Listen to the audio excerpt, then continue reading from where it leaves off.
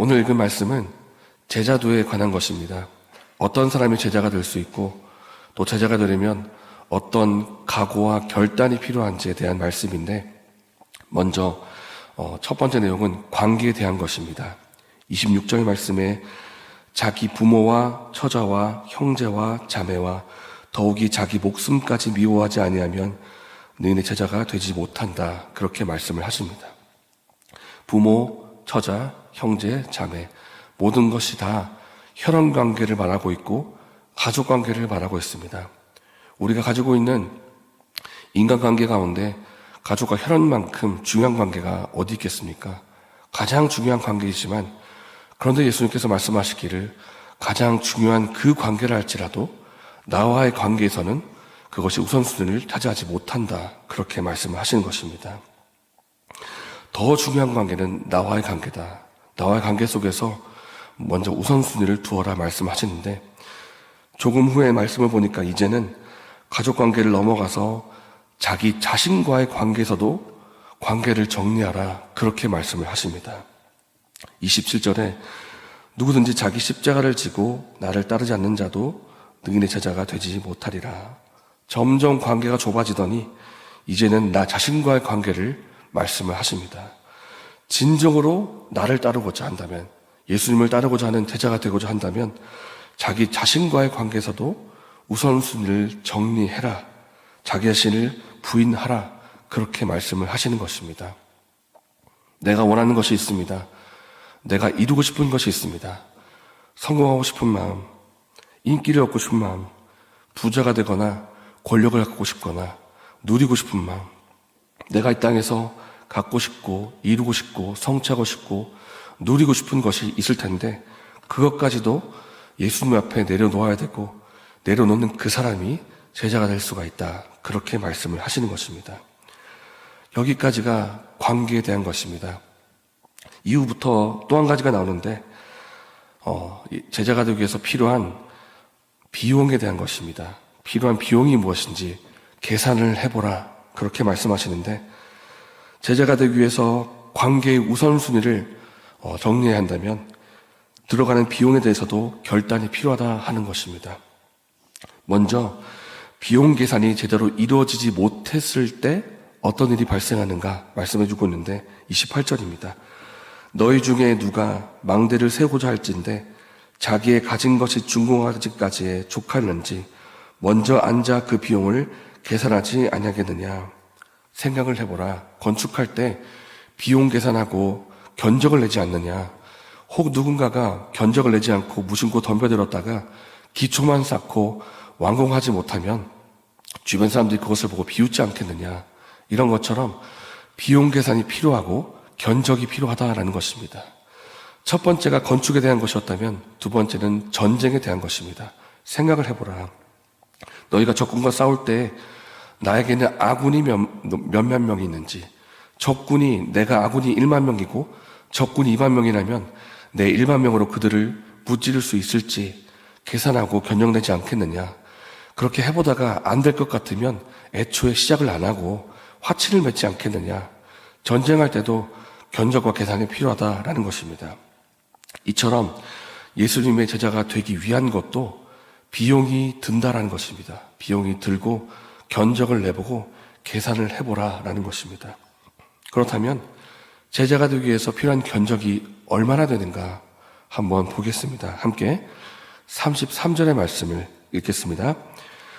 이와 같이 너희 중에 누구든지 자기의 모든 소유를 버리지 아니하면 능히 내 제자가 되지 못하리라. 예수님께서 말씀하십니다. 제자가 되기 위해서 필요한 비용은 전부 다이다 말씀하십니다. 나의 모든 소유를 버리지 않으면 제자가 될 수가 없다 말씀하십니다. 여러분, 비용을 보니까 어떻습니까? 크다는 생각이 들지 않으십니까? 그냥 큰 정도가 아니라 모든 것을 요구하십니다. 전부 다. 그러니까 예수님은 관계에 있어서도 소유에 있어서도 우선순위가 있는데, 그 어떤 것도 관계에 있어서 왕좌에 올려두어서는 안 된다는 것입니다. 소유도 마찬가지입니다. 분명히 귀중한 것이 있겠고 소중한 것이 있겠지만 그 어떤 소유를 할지라도 왕좌에 올려두어서는 안 된다.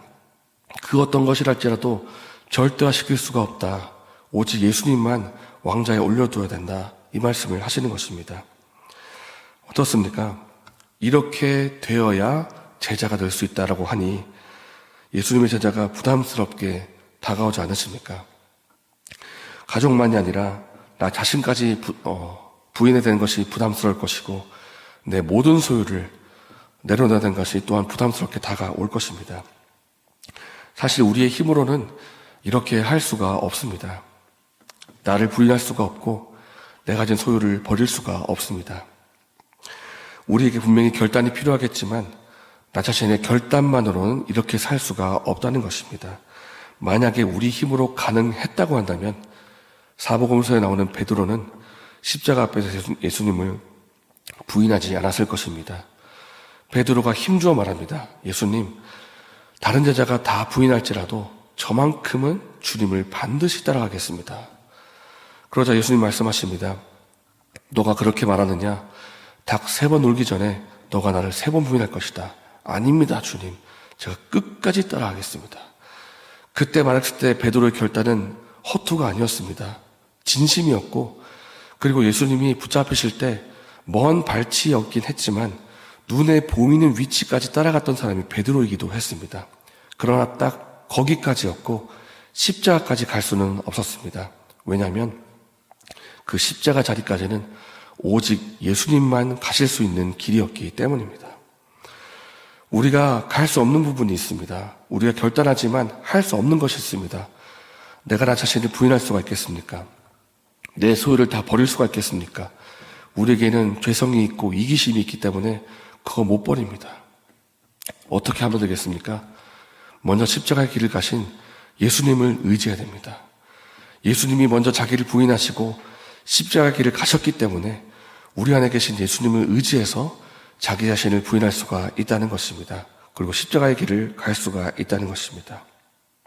그래서 우리를 위해서 먼저 가신 분이 예수님이시고 우리를 위해서 성령님을 보내신 분이 예수님이십니다.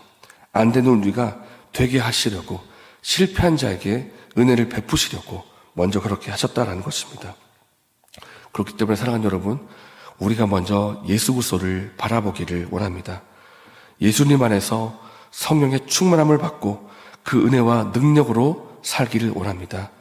자기를 먼저 부인하신 예수님의 자기 부인이 우리의 자기 부인이 될 것입니다. 그리고 십자가 길을 걷게 하신 성령님의 능력이 또한 우리에게 성령의 능력으로 임하게 될 것입니다. 그럴 때만이 예수님처럼 십자가의 길을 걷게 될 것입니다.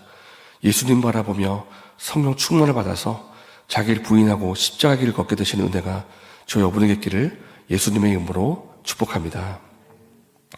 이 시간 말씀을 생각하면서 기도하면 좋겠습니다. 오늘 예수님께서 관계의 우선순위와 소유의 우선순위를 정리하라고 말씀하십니다. 내가 은연중에 왕좌 위에 올려두었던 절대화시켰던 것이 있습니까? 이 관계만큼은 예수님보다 더 소중한 것이다. 이 재물만큼은, 이 소유만큼은 예수님보다 더 중요하다. 은연중에 여겼던 그런 것이 있습니까? 이 시간 그것을 내려놓게 해달라고 기도하고 결단하기 원합니다. 그리고 예수님 바라보시고 성령님의 도우심을 구합시다. 우리 앞서 예수님의 길을 가신 그 예수님을 따라서 나의 십자가를 지고 예수님 따라가는 은혜가 있게 달라고 기도하기를 원합니다. 이렇게 기도하시고 개인적인 제목으로 기도하신 후에 자유롭게 돌아가시겠습니다.